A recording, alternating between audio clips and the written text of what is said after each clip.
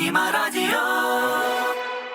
Hörmətli dinləyicilər, bu dəfə Dost Sinema rubrikasında Azərbaycan Respublikasının xalq artisti Siyavuş Kərimi ilə həmsöhbət Sinema Radionun rəhbəri Kamran Qasımov olacaq.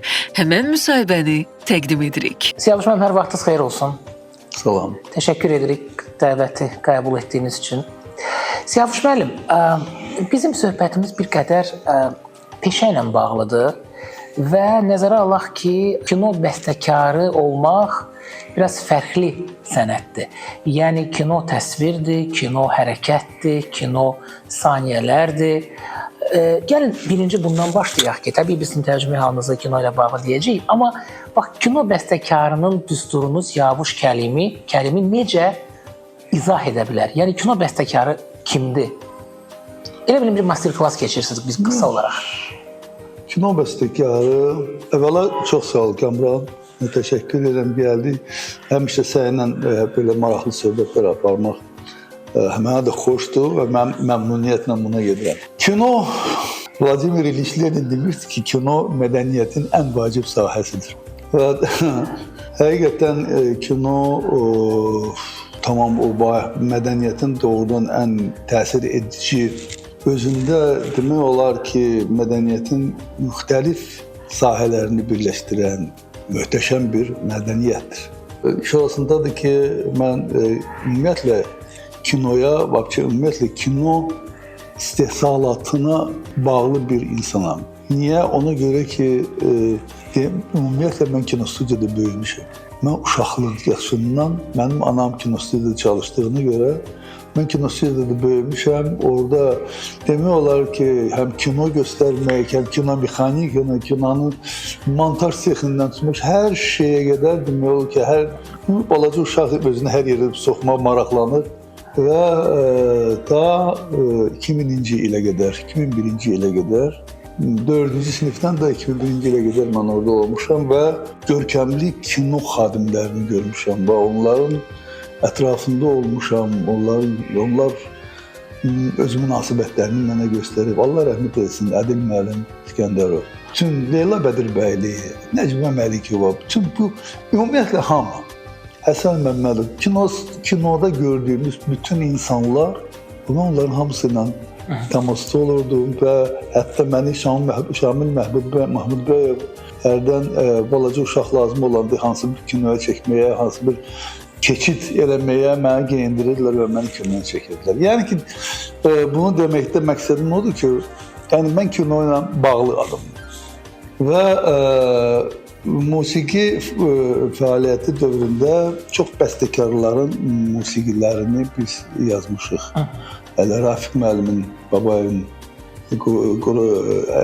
ansamblı ilə birgə Tofiq Quliyevi, Mobil Babayevi, Azər Dadaşovu, çox bəstəkarlar. Müasir kinomuzda elə o ansambl kifayət qədər işləyibdir, yəni sizin adınız var təbii ki.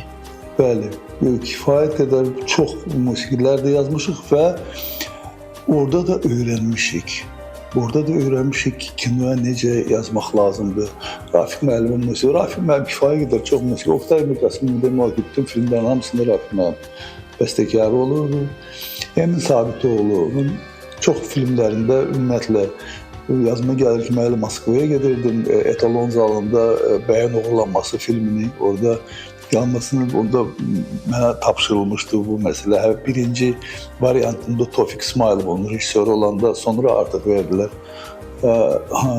Ceyhun Mirzəyevə. Siyavuş müəllim, bir sual verim. Üzrəm, bax o musiqiləri ki gətirirdi bəstəkarlar, soundtrackləri, yazılış prosesində dəyişikliklər təklif edirdinizmi ki, məsələn, hər halda bunlar indi böyük konsert salonlarından gəlirlər. Ola bilər ki, artıq kino prosesində nələrisə optimallaşdırmaq, nələrisə adaptasiya etmək lazım gəlir. Olurdu belə şeylər və olmurdu belə şeylər. O bəstəkarın xasiyyətindən və xüsusiyyətindən asılı olurdu. Məsələn, Xəyyam Mirzəzadə həmişə zapis vaxtı deyirdi ki, mən notda nə yazmışam, o da olmalıdır, başqa şey eləməyin, onu eləməyin. Azər Dadaşovla məsələn başqa cür. Məsələn Emin Sabitoğlu təxminəni yazanda biz hər şeyi dəyişir, faktiki dəyişirdik. Praktiki dəyişirdi. Orada Rafiq müəllim orada deyirdi ki, bəs burada yaxşı olar ki, belə olsun, belə olsun. Və mütləq rejissor da öz istəyini bildirirdi. Onda Rasim müəllim gəldi ocağı. Və Eldar Quliyevlə mən çox işləmişəm. Rüstəm Birəyevlə mən çox işləmişəm. Və sizin sualınıza gəldikdə əlbəttə ki, bəstəkar həmin ona təqdim olunmuş materialın, mövzunun həm icraçısıdır rejissor tərəfindən. Bəli. Həm də ki, özü həmin filmin musiqi rejissorudur. Sən orada həmin o filmi musiqi ilə onu daha da gücləndirə bilərsən, baş vermiş hadisələri müxtəlif üsullarla və yaxud ki, sadəcə sən orada rejissorun vermək istədiyi anı heçə indirə bilərsən. Yəni, belə hadisələr ola bilirdi. Mən bir dəfə Eldar Quliyev, Allah rəhmət eləsin, biz onunla Çox işləmişsiniz. işləmişdik, hansı bir filmi deyim? Dərvişin qeydləri, İstanbul Reysi, Girov. Girov. Siz bəstəkarısınız. Girov, bəli. Girov filmindən mən musiqini işlədim və film beynəlxalq festivala getdi. Beynəlxalq festival, Smolensk festivalına və mənim xəbərim yox idi. Mən Eldar bir gün zəng eləyir ki, çox məyus halda filmimiz heç nə götürmədi. Amma filmin musiqisi ən yaxşı musiqi götürdü. Sən dedim ki, bundan sonra Eldar müəllim, dedim ki, sən məndən incimirsən. Mənə Yevgeniy Dolga belə bir bəstəkar vardı. O mənə göndərmişdi məktub və ən yaxşı musiqiyə görə orada həmin festivalın qalibi oldu. Belə bir fikir var, Siyavuş müəllim. Deyirlər ki, əgər kino musiqisi kinodan kənarda səslənəndə yada düşürsə, bəzən o heç kino üçün yazılmayıb. Bu fikri yəni müxtəlif mənbələrdə oxumuşam. Mənə maraqlıdır, bax siz peşəkarsınız da, yəni kinonun içində olan bir insansınız. Nə dərəcədə bu doğrudur? Məsələn, mən bununla razılaşa bilmirəm, həm də razılaşıram. Niyə? Bu günləri biz yaşayırıq və musiqiləri dinləyirik. Müəyyən toylara gedirik, ad günlərinə gedirik. Baxın da bu günləri hər yerdə oxunan ən populyar Azərbaycan mahnıları elə Azərbaycan filmlərində yazılmış mahnılardır. Tofiq Quliyevin, Rauf Hacıyevin, Sevgilim, ay nə bilim, Üzüyümün qaşı, Bakı. Baxın da həm adlarını qoyurlar retro mahnılar. Başa düşmürlər ki, retro mahnı olmur, retro film ola bilər. Mahnı o əbədidir. O hər zaman o səslənir və insanların ən sevdiyi mahnılar həmin o Azərbaycan filmlərində yazılmış mahnılardır. Siyavuş müəllim, bax 80-ci illəri ki qeyd edirsiniz, artıq Azərbaycan kinosunda da bir qədər dəyişikliklər var idi və bu təbii ki kino musiqisinə də öz sirayət edirdi. Məsələn, bəzən deyirlər ki, simfonik musiqilərdən bizim filmlərimizdə 80-ci illərdə daha çox kamera musiqisinə çevrildi sanki. Yəni kino musiqisində bir balaca alətlərin sayı azaldı, yaxud daha çox estrad elementlərinə üstünlük verildi. Yəni bax, maraqlıdır bu prosesin özü. Çünki dünyada da bu proses baş verirdi. Amma yenə də Hollywood o simfonik xətti saxlayırdı. Məsələn, maraqlıdır ki, siz necə balans saxladınız, məsələn, bəstəkar kimi? Mən sizə bilirsiniz nə deyim? Dediniz ki, simfonikdən keçdi, kamera, hər şey, çox şey ümumiyyətlə filmin yazılış imkanlarından asılıdır. Azərbaycanda heç vaxt bu yazılış imkanı olmayıbdır. Necə yəni? Yəni ki, böyük orkestr, simfonik orkestrlə. Onu yazmaq üçün biz gedirdik mütləq Moskvaya. Mosfilmin etalon zalında, yaxud ki, Qaçalov 24-5-ci studiyada bu yazılar həyata keçirilirdi. Ona görə bu və əvvəla orkestri tapmaq, dəvət etmək o hər zaman mümkün olmur. Çünki çətin olur, orkestrində konsertləri olur, məşqlər olur. İkinci, maliyyə tərəfindən bu biraz baha başa gələ bilir. Düzdür. Bəli. Ona görə bu biraz kiçilir, başqa bir qrupu şəklində. Mən sizə deyim də, Allah rəhmət eləsin Rafiq müəllimi, biz deməli kinostudiyada siz yaxşı bilirsiniz, bizim bir studiyamız vardı. Rafiq müəllim bu studiyanı qurmuşdu. Və mən onda kinostudiyanın rəhbərliyi ilə danışdım və bunlara belə bir təklif elədim. Dedim ki, baxın, siz Moskvaya gedirsiniz. Moskvaya gedir kim?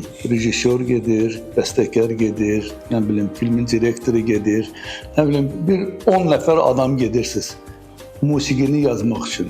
Siz gedirsiniz orada bir neçə gün qalırsınız. Studiyanın pulunu ödəyirsiniz. Otelin pulunu ödəyirsiniz. Təyyarə ilə gedirsiniz. Bunlar hamısı kifayət qədər filmin onsuz da az olan büdcəsinə kifayət qədər ziyan vurur, eləmi? Amma gəlin belə eləyək, biz Rafiq müəllimlə yaratdığımız, biz sizin üçün həmin o məbləği siz eləyin, kinoya xərcləyin, onun sadəcə çox kiçik həcmini studiyaya ödəyin, biz də bu studiyanı saxlaya bilək və biz sizə Moskva studiyasından qat-qat keyfiyyətli musiqi verək. Onlar bununla razılaşdılar. Yəni iddia da böyük idi əslində.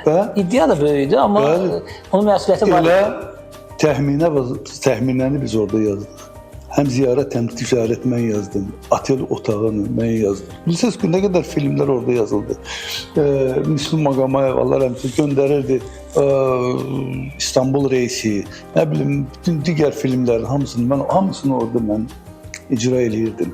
Rauf Əliyev vardı, bəstəkar, Allah rəhmət eylesin. Bunun musiqilərini kifayət qədər o studiyada bütün gözəl musiqiləri elə orada yazırdı. Və dövlətin büdcəsinə nə qədər biz qənaət eləyirdik ki, o pullar kinoya buraxılsın, laboratoriyaya buraxılsın. Səvaş müəllim, bax, maraqlı bir mövzuya toxundunuz. Simfonik musiqinin yazılması üçün imkanlar. Məsələn, mən olmuşam Hollywoodda bir studiyada sadəcə bir ziyarətçi kimi. Məsələn, Disney Hall'un özündə də musiqilər yazılır, Los Angeles'ın mərkəzində. Maraqlıdır, Azərbaycanda bugün, bax, biz artıq 34 ildir müstəqil ölkəyik və güclü ölkəyik. Amma hələ də bax, bu sahədə boşluqlar var. Məsələn, biz tutaq ki, böyük bir filmin simfonik musiqisini yazmaq üçün yenə də mi xarici tutmalıyıq? Yəni, biz bunu yarada bilərik ki, məsələn, filarmoniyada ya başqa bizim sənət ocaqlarımızda ki, artıq bu nəzərə alınsın. Azərbaycan klassik musiqi nümunələri dünya beynəlxalq standartlara cavab vermədiyi üçün o bir çox saytlarda və ümumiyyətlə belə qəbul olunmur. Çünki səslənmə həmin o beynəlxalq standartlara cavab vermir. Çünki bunlar yazılıb çox keyfiyyətsiz studiyada, onda bizdə bir studiyada, yeganə studiya Fialetov studiyası deyirdi, Azərbaycan televiziyasının studiyası. Mən nə qədər bu məsələni qaldırmışam ki, Azərbaycana mütləq səs yazma studiyası lazımdır. Azərbaycanın zəngin musiqi xəzinəsi var və biz onu hamısını yazıb dünyaya bəyan etməyi bacarmalıyıq. Tələb nədir məsələn? Bax, o tələblərdən biri nədir tutaq ki? Məsələn, bax. Normal bir bina olmalıdır, studiyası olmalıdır, onun bir neçə studiyası olmalıdır. Simfonik orkestri yerləşdirə biləcək böyük bir həcmli studiyası olmalıdır. Ondan başqa kiçik studiyaları da səs yazma üçün, ondan sonra mastering studiyaları olmalıdır. Yəni ki, bugünkü səs yazma studiyasının deməli standartlarına cavab verə biləcək bütün şərtlər, günləri burada olmalıdır. Və bu çox lazımdır, çox vacibdir. Mən sizə deyim, Azərbaycanın himni, biz hər gün Azərbaycanın himni eşidirik. 3 dəqiqə. Bu 3 dəqiqəyə görə İngiltərədə yazıldı bu bizim himnimiz. Bu 3 dəqiqəyə görə biz İngiltərəyə 200.000 funt sterling pul vermişik. Bu pulu biz özümüzdə saxlayıb, yəni ki, başqa ölkələrin orkestrləri gəlib Azərbaycanda bunu yazıb, hansız bir biznes ola bilməz. Təbii ki. Niyə olmalıdır? Niyə gəlsin, Türkiyədə gəlsin, yaxşı studiyalar olandan sonra niyə gedirlər İngiltərədə yazırlar, niyə gedirlər İtaliyada yazırlar, Amerikada yazırlar. Amerikada özünüz baxmışsınız, gördünüz, Disney görürsünüz. Disney Hall'da necə studiyalar. Səs yazma gedir, bəli. Görürsünüz necə studiyalar. Akustikasına mən baxdım, yəni mən hələ musiqiçi deyiləm, səs rejissoru deyiləm, amma hiss elədim ki, akustikaları dəyişə biləcək studiyalar var. Orada uçan buludlar Bilirsiniz, çox maraqlı şeylər olur və bütün bu günləri səslənmə tək şey də deyil, tək kvadro deyil. Tam günlər 5 7 üstə gəl bir, nə bilim nə belə səslənmələr, müxtəlif səslənmələr var, panoram səslənmələr var. Çox maraqlı səslənmələr var. Sən oturub filmə baxırsan və sənin başının üstündən bir vertolyot uçur buradan keçdi və sən görürsən ki, oradan getdi vertolyot. Bax, bir məsələni mən istəyirəm. Səs kino üçün çox vacibdir. Səs. Çox vacib. Və musiqiçinin də səslə, bəstəkarın da səs rejissoru ilə, səs dizayneri ilə, supervizori ilə işi birbaşa bağlıdır. Mütləq. Siyavuş müəllim, bax, bir sual verəcəm. Bu da deyəcəksiniz ki, problemlərdən danışırıq, amma bu çox vacibdir və siz açıq həmişə deyirsiniz problemləri. Baxın, vacib bir məsələ. Biz 6 ildir ki, bu radio efirimiz gedir, Sinema Radio, hansı ki, ümumiyyətlə dünya və yerli kino bazarını biz həm təhlil edirik, həm müsahibələr edirik. Biz müxtəlif vaxtlarda Azərbaycan filmlərinin musiqilərini, mahnılarını Kinostudiyadan götürmüşdük, onları Yaşar baxışına biraz özümüz təmizləyib hazır vəziyyətdə verirdik. Hətta bəzən elə olur ki, onun müəyyən bir yeni versiyaları da çıxırdı, oxuyurlar. Amma müasir filmlərimizdə biz mahnı tapa bilmirik. Yoxdur. Və soundtracklər də demək olar ki, bilmirəm, bəlkə dövr bunu tələb edir, dünyada belədir. Yəni, mahnı axı olmalıdır, filmin bir, siz və yaxud Tofiq Quliyev, yaxud Cahangirov, Nina Rota. Nina Rota, bəli. Və elə sizin özünüzün də müəllifi olduğunuz, yəni çalışdığınız filmlərdə mahnılar var. Maraqlıdır Siyavuş müəllim, bu problem nədən irəli gəlir və bu problem böyük problemdirmi gələcəkdə? Bilmirəm, yəqin ki, bəlkə də müasir, amma mən sizə deyim ki, ümumiyyətlə melodiya musiqinin canıdır. Melodiya olmalıdır. Baxın da, Ennio Morricone, Tofiq Quliyev, Rauf Hacıyev, Nina Rota, nə qədər bəstəkarlar var, gözəl musiqilər bu günləri dünya musiqi xəzinəsini bəzəyirlər öz melodiyalarına. Bugünkü kinoda daha çox fon musiqisi gəlir, yəni ki, arxada o hadisəni biraz bilirsiniz, hansı bir fonlarla onu saxlayan, həmin gərginliyi saxlamaq istəyən, yaxud ki, yəni gözəl melodiyanı biz bu günləri az alırıq. Gözəl mahnıları siz düz deyirsiniz, az alırıq. Baxın da, tüm bizə yadda qalan doğma filmlər, hamısı. Mən Ögey Ana filminə bəlkə də 200 dəfə baxmışam və bundan sonra bir 200 dəfə də baxmaq imkanım olsa çox xoşbəxt olur və hər dəfə də baxanda mənim gözümdən yaş gəlir. Həm filmin musiqisinə, həm ümumiyyətlə filmin mövzusuna və belə filmlər çoxdur və nə qədər mahnılar var orada. Mirzə Babayev oxuyur, ay nə bilim, Müslüm Maqomayev oxuyur, yaxud Polad oxuyur, yaxud ki kim. Bilirsiniz, və onlar hələ o mahnılar bu gün də yaşayır və bu gün həmin mahnılara görə biz həmin filmləri də sevirik. Bax, mahnı yoxdur. Düzdür, yəqin ki, rejissorlar bunu tələb edirlər, amma bilirsiniz, bəstəkarlar var. Məsələn, mənim xoşuma gəlir Polad Bülbüloğlu kino bəstəkarı kimi. Çox maraqlı bəstəkardır, kino bəstəkarı kimi. Çox maraqlı bəstəkardır. Onun son filmləri dolu film idi. Sonra ondan sonra onun ikinci versiyası getmişdi. Çox maraqlı musiqidir. Amma yenə də ki, istənilir ki, yaxşı ürəyə yatan Azərbaycan musiqisi mahnısı olsun. Hansı ki, nəinki Azərbaycanda sevilir, hətta başqa ölkələrdə də böyük məmnuniyyətlə sevilir də və ifa olunurdu. Siyavuş müəllim, kino bəstəkarının əsərinin aranjman edilməsi filmdə siz bu işi çox görmüsünüz. Yəni, demək olarmı ki, müəyyən mənada xilas eləmişsiniz sənət dostlarını ki, öz həmkarlarınızı. Çünki yaxşı aranjman həm də yaxşı xilas deməkdir. Bunu da hər kəs bacarmır. Mən bəli, bu işlə çox məşğul olmuşam və çünki sevirəm bu işi. Bu bir ki, mənim üçün çox maraqlıdır.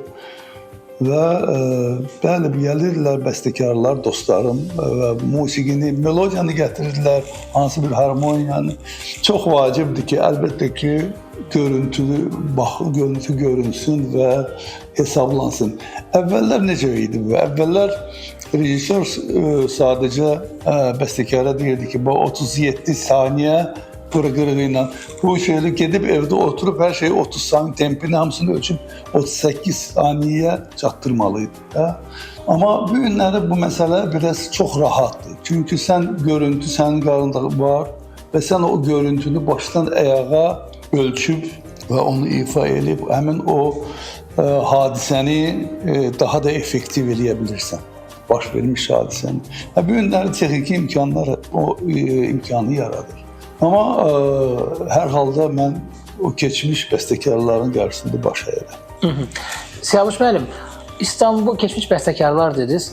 İstanbul Reysi filmində bir kompilasiya var. Yəni Müslüm Maqomayevin müxtəlif filmlərə yazdığı, məsələn, Gümüşgöl əfsanəsi və s. musiqiləri siz yenidən onlara həyat vermişsiniz. Amma özünüz təbii yazmısınız da, yəni öz müəlliflik sizin də, amma motivləri götürmüşsünüz, tutaq ki, elə Müslüm Maqomayevdən. Maraqlıdır bu eksperiment, çünki sözün düzü mənim yadımdadır. Zalda bu film Heydər Əliyev sarayında göstəriləndə deyirdilər ki, Müslüm Maqomayevin motividir. Yox, bu başqa şeydir, nəsə fərqli bir şey. Çox yaxşı getdi. Belə çox maraqlı təəssüratlar vardı. Xüsusilə musiqilər səslənəndə. Yəni həm odur, həm o deyil. Bilirsiniz, təəssüf ki, o zaman Müslüm xəstə idi. Yazdığı musiqini göndərdi. Mənə Eldar onu da getirdi. O da haqq dünyasında dedi ki, bir dənə qulaq as görmüşdüm, nə göndərdi. Qulaq astım. Şey dedim, Eldar, burada mən bir şey görmürəm. Onda Eldar məndən xahiş elədi və ki, onda Müslüm dünyasını dəyişdi. 2008-də artıq dünyasını dəyişdi. Dedi ki, özün onda bir şey fikirləş. Mən Müslümün bütün musiqilərini başladım dinləməyə. Və musiqilərin əsasında özüm onu, necə deyim, öz filtrimdən içərdən keçirdim, yenidən onu... Yəni motiv kimi götürsün, amma özünü yarattınız.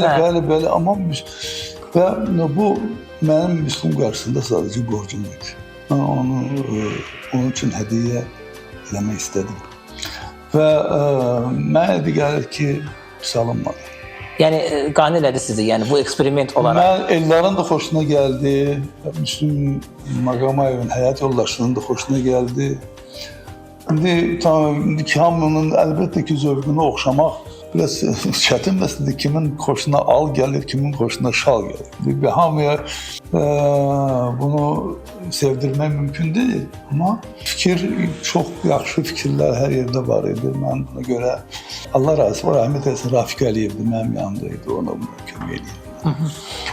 Siyavuş müəllim, kino bəstəkarının fantaziyası deyək, ya düşüncəsi necə olmalıdır ki, məsələn, tutaq ki, təbii ki, sənətkarı ümumilikdə, sənətkarın ümumi bir fərdi üslubu var.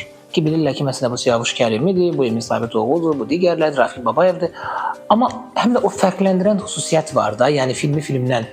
Yəni, bax, sizin özünüzü, bax, siz məsəl üçün, bax, ssenarini götürəndə maraqlıdır. Birinci nədən başlayırsınız? Sizə rejissor sizə sifariş verir ki, işləməyə başlayasınız. Bəstəkar, rejissor tandemi yaranır. Birinci nədən başlayır Siyavuş Kərimi? Bax, maraqlıdır. Müxtəlif situasiyalar olur. Məsələn, elə olur ki, hələ film ancaq başlamaq prosesindədir. Onda mən çəkiliş meydanlarına da gedirəm. Gedirsiniz hətta. Mütləqa imkan olanda gedirəm. Və gedirəm, baxıram, başa düşmək istəyirəm rejissoru. Bilirsiniz, rejissor sizə danışa bilər, bunu söyləyə bilər, amma ekranda görürsən ki, tamam başqa şeydir. Yəni ki, onun danışığı ilə, onun fikri harcısı bəlkə də uzulaşmır. Amma o tamam sənə başqa şey göstərir. Məndə bir dəfə belə hadisə olmuşdu Rüstəmlə. Onda mən çəkildim, dedim, həmin filmə mən özüm başrolda çəkilmişdim. Ailə filmi. Bəli. Ailə filmi. Rüstəm dedi ki, sən həm özün başroldasan, həm də ki, musiqini də özün yap. Və mən biraz yazdım, musiqini biraz göstərdim. Özüm də biraz şübhəli idim. Dedim ki, bana el gəlir bu tutmayacaq. Onda Ramiz Mirzəyev də bizimlə bir yerdə. Televiziya versiyası çəkilirdi. O da çəkildi. Dedi ki, mənə xoşuma gəlir. Rüstəm gəldi, dedi ki, mənə xoşuma gəlmir, belə şey. Onda dedim ki, gəlin olur ki, mən çəkileyim. Gəlin başqa bir bəstəkarı dəvət edeyim. Biz onda Cəfər Beyxtovu dəvət etdik. Cəfər Əliyevi dəvət elədik. O da indi haqq dünyasındadır. Rafiq Əliyevin qardaşı deyildi. Xeyr, Vaqif Əliyev zərb çalan bizdə var. Matvey, onun qardaşıdır. Oxumuşdum hardasa. Bax, onda belə hadisə olmuşdu. Amma əlbəttə ki, çəkilişə getmək o biraz köməklik göstərir və əlbəttə ki, amma mənim tələbim o idi ki, mənim üçün çox rahat olardı ki, film artıq montaj olunmuş şəkildə və şumlar, yəni küylər, onlar hamısı yazılanda, onda musiqi özü də axı, bilirsiniz, həmin o kadrı çox qüvvətləndirə bilir, çox canlandıra bilir. Ona görə bu atributlar çox mütləqdir. Həm danışıq, həm küy. Burada hansı bir musiqinin ya dördüncü planda, yaxud ki gəlib birinci planda, onun o planları da mütləqdir. Mütləqdir, çox qabağa da getmək lazımdırsa, bəlkə də çox arxaya vermək lazımdır. Bəlkə də bu, bilirsiniz, hərdən məsələn olur da xarici filmlərdə olur ki, məsələn, elə bir səhnədir, qanlı səhnədir, eləmi? O, nə bilim, öldürürlər, qan çıxır filan, qılıncı zadı, amma musiqidir Albiniyanı, ya da Chopin, Fortepiano. Bu da bir, yəni fənddir də, bu da bir yanaşmadır. Əlbəttə ki, bu protivostoyan, yəni ki, qarşı durma. Bu tamam başqa cür. Burada bu işıqlı musiqidir, amma bu cinayətdir. Bunu bilirsiniz, bu cinayəti daha da gücləndirmək məsələsi var. Bu hamısı prosesi, iş prosesləridir. İndi ola bilsin, mən sözlə bunu tam ifadə eləyə bilmirəm, amma o prosesdə bilirsiniz, hamısı nə qədər rahat görünür, rahat işlənir.